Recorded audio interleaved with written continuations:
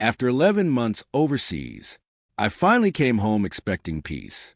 But the moment I stepped onto my lawn, I realized someone had stolen part of my property. My neighbor Karen walked outside, smiling like she owned the place. She didn't even look nervous. Instead, she acted like I was a problem. That's when I knew this was going to get ugly. The fence wasn't close to the property line. It was nearly 6 feet inside my yard. Fresh dirt covered the grass where my boundary used to be. Someone planned this carefully. Karen crossed her arms and laughed. "You were gone for almost a year," she said. "No one was using the space anyway."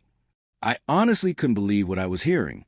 That night, I searched through every property document I had. Old surveys, purchase records, county maps. And every single paper confirmed one thing. Karen stole over 300 square feet of my land. The next morning, I went straight to the HOA office. But Karen had already been there before me. Somehow, the board members already sounded biased, and that made things even worse. One board member barely even looked at my paperwork. Another told me to work things out peacefully. Meanwhile, Karen sat there smiling the entire time. She thought she had already won. That night hit me hard. I served my country overseas, only to come home and fight for my own backyard. I felt exhausted, angry, and betrayed. So I hired a professional land surveyor. I wanted undeniable proof, and Karen noticed immediately. Suddenly, she didn't look so confident anymore. 2 days later, the results came back. The survey confirmed everything. Karen's fence was illegally built deep inside my property. And now, I finally had proof. Karen completely lost her temper. She accused the surveyor of being fake. Then she started screaming in the middle of the neighborhood. But the property markers didn't lie. Neighbors slowly started coming outside. People whispered while watching Karen panic. For the first time, the entire neighborhood saw who she really was. Karen refused to remove the fence.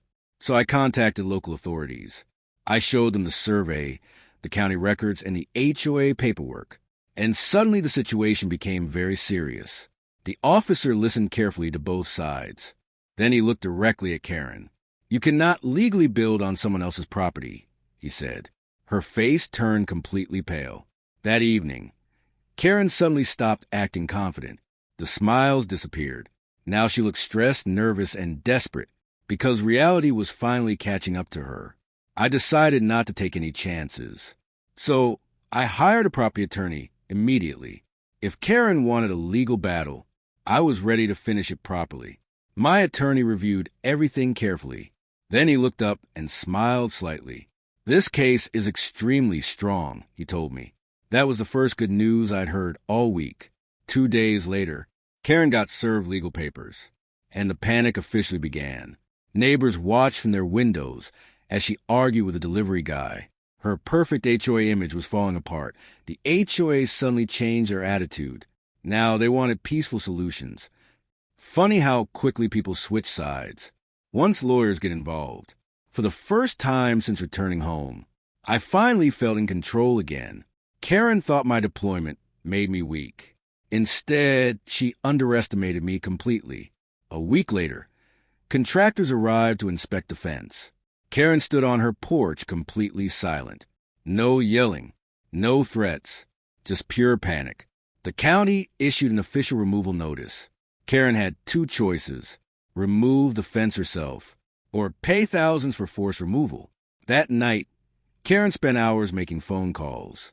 She tried fighting the decision everywhere, but nobody could change the survey results. Facts were facts. Meanwhile, I finally started relaxing again. For days, I couldn't even enjoy being home. Now I could finally breathe, and Karen knew the end was coming. 3 days later, the fence finally came down. Every stolen inch of land was returned to me, and Karen stood there speechless the entire time. Seeing my full backyard again felt unreal. It wasn't just about land anymore. It was about respect, and finally, justice. After that day, Karen avoided everyone. No more loud HOA meetings. No more fake confidence. The neighborhood treated her very differently now. Ironically, neighbors started supporting me openly. Some even shared their own Karen stories. Turns out, I wasn't the first person she bullied. After weeks of stress, I finally enjoyed a peaceful evening at home. No lawyers, no arguments, just silence and relief.